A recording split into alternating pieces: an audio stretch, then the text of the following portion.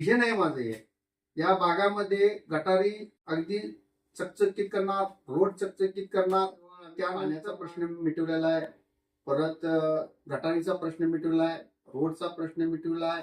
त्या माध्यमातून मी ह्या वेळेला आमची जनरल महिला म्हणून कल्पना रमेश पाटील यांना आम्ही मागणी करत आहे. इचलकरंजी महानगरपालिकेच्या प्रथमच होऊ घातलेल्या या महानगरपालिकेच्या निवडणुका संदर्भात आज आपण आपल्या चॅनलच्या माध्यमातून प्रभाग क्रमांक 1 मधून इच्छुक असलेल्या सौ कल्पना रमेश पाटील या आपल्यासोबत जोडले गेलेले आहेत.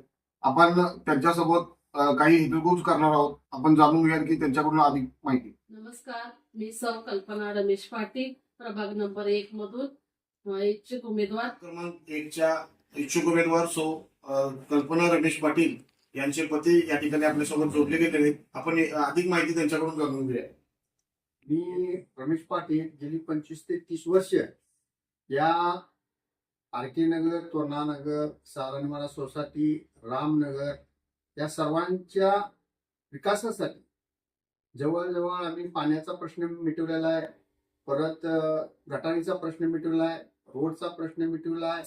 त्या माध्यमातून मी ह्या वेळेला आमची जनरल महिला म्हणून कल्पना रमेश पाटील यांना आम्ही मागणी करत आहे. गेल्या 20 ते 25 वर्षापूर्वी या भागामध्ये बरंचसं मी सामाजिक काम केलेलं आहे.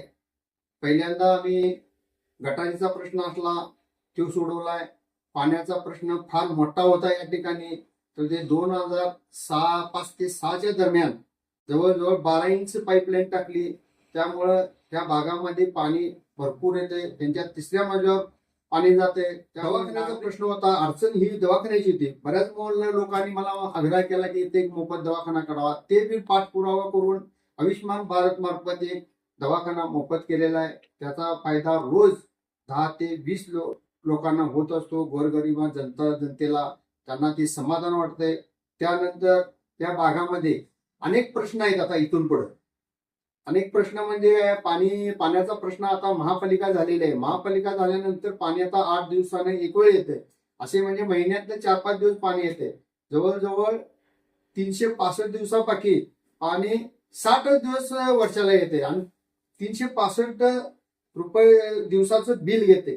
हे कुठंतरी ताळमेळ लागला पाहिजे. त्यामुळे नागरिक इकडे हा नाराज आहे. त्यामुळे हा पाण्याचा प्रश्न हा मोठा आहे. त्यामुळं आम्ही निवडणूक लढवली आणि नागरिकांनी सहकार्य आजपर्यंत दिलेलेच आहे. हे आपण आता देणारच आहेत. त्यामुळे निवडून जर आलो तर रोज पाणी देण्याचा मी प्रयत्न करणार आहे. अनेक प्रश्न असा आहे, त्या भागातील कारखानदार आहेत. कारखानदाराच्या माध्यमातून गेल्या आमदारकीच्या वेळेला त्यांनी लाईट 25% माफ करतो म्हटली, तरी पण त्यांनी केलेलं नाही. आता कारखानदार फार अडचणीत आहेत. त्यांचा आता कारखानदाराचं दार निघाले आणि चौकट झाले अशी परिस्थिती कारखान्याची अवस्था झालेली आहे. त्यामुळे कामगारांची पण अवस्था अशी झालेली आहे. आणि इचलकरंजी शहरामध्ये चारीकड रोड व्यवस्थित नाहीत. ऍक्सिडेंट होतात. बरंच काय होतंय, ऍक्सिडेंट झाला की मग त्यांची जाग येते. 10 वेळांना फोन करायला लागतोय. मग महिला नागरिक आमच्याकडे येतात. त्यामुळे फार नागरिकांना त्रास आहे. यासाठी आम्ही इलेक्शनला लढवणार आहे आणि जनतेचा आग्रह आहे. गेले 25 वर्ष आपण ज्या सामाजिक कार्यात जे काम केलं तसेच सध्या आपण महाराष्ट्र शासनाच्या जिल्हा ग्राहक संरक्षण कमिटीवर काम करत आहात. आपल्या कामाचे स्वरूप आणि आपण यासमोर ह्या महानगरपालिकेच्या माध्यमातून आपण महानगरपालिकेमध्ये इलेक्शन लढवण्यासाठी इच्छुक आहात. आपण कोणते आपल्यासमोर विजन असणार की तुम्ही ह्या नागरिकांच्या प्रभागामध्ये काय सुविधा देण्याचे तुमच्यामध्ये काय तुम्ही संकल्पना आपली? आतापर्यंत आम्ही गेली या 15 वर्षामध्ये या ठिकाणी 4 इंचीच पाण्याची पाईप होती. त्या ठिकाणी आम्ही 12 इंची पाईपलाईन या आरके नगर, तोरणानगर दिलेले आहे. त्यांना पाणी आता 3ऱ्या मजल्यावर जाते. त्यामुळे त्यांनी बरेचसेच आमचे अनेक प्रश्न मी मिटवलेले. मोठी इथे विहीर होती, ती विहीर मुजवून जवळजवळ तोरणानगर, आरके नगरचा जोडून रस्ता आता ती एकच वाट आहे की तोरणानगरला जाण्यासाठी. त्या व्यक्ती फार म्हणजे लोक अगदी आनंदात आहेत. त्यामुळे काही आम्ही इथून पुढे देखील बरं पाण्याचा प्रश्न आहे. पाण्याचा प्रश्न गेली 2 वर्ष झाली मी इचलकरंजीला शुद्ध पाणी द्यावं म्हणून उपोषणाला बसलो, आंदोलन केलो. अशा बरेच घटना घडल्या. तरी पण त्या चालू आमदारांनी आश्वासन दिलं तरी देखील आम्हाला अजून पाणी मिळालेलं नाही. पाण्याचा प्रश्न सुटलेला नाही. त्यानंतर शहापूरमध्ये बाजारचा ते आरटीओ ऑफिस होता. ते बाजार लोकांना फार त्रास व्हायचा. त्यांना एकतर थोरात चौकात जायला लागेल, एकतर इकडं वडगाव समितीकडे जायला लागेल. त्यामुळं तो पण आम्ही बाजारच्या आम्ही आंदोलन करून बाजार तिथं आरटीओ ऑफिस देखील आम्ही बंद केलेलं आहे शहापूरच्या सर्व नागरिकांसाठी.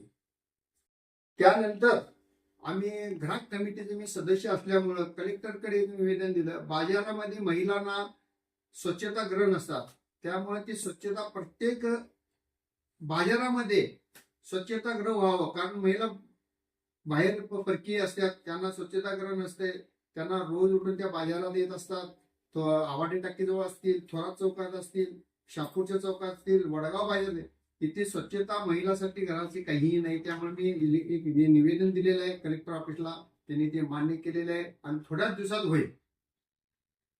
जे काही आपण आजपर्यंत समाजकार्याच्या माध्यमातून आपण प्रशासकीय यंत्रणेवर किंवा प्रशासकीयच्या माध्यमातून जे तुम्ही निवेदन दिलात, या व्यतिरिक्त आपण प्रभागाचा नक्की विकास करण्याचा आपण क्षण बांधलाय. या निमित्तानं असं या ठिकाणी आपल्याकडून लक्षात येतंय.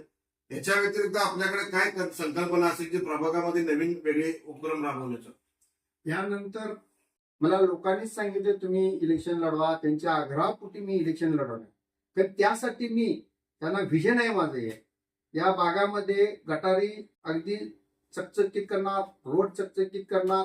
त्यानंतर नागरिकांना ही महानगरपालिका आहे, हे आम्हाला पाणी देत नाही. आठवड्यातनं 1 दिवस पाणी देत आहे, आठवड्याचं बिल भरत आहे, वर्षातनं 365 दिवसाचं बिल घेत आहे आणि 60 दिवसात नागरिकांना पाणी देते.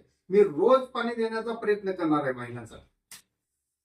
आपण या ठिकाणी बघितलं असाल प्रभाग 1 मधून सौ कल्पना रमेश पाटील ह्या आपण या ठिकाणी आपल्यासोबत जोडले होते. त्यांचे मिस्टर रमेश पाटील हे देखील आपल्यासोबत जोडले होते. त्यांनी आपल्याला या प्रभागामध्ये केलेल्या विकास कामाची माहिती आपल्यासोबत त्यांनी इथे या ठिकाणी शेअर केलेत. आम्ही आमच्या चॅनेलच्या वतीने आपल्या दोघांचेही आभार मानतो. धन्यवाद.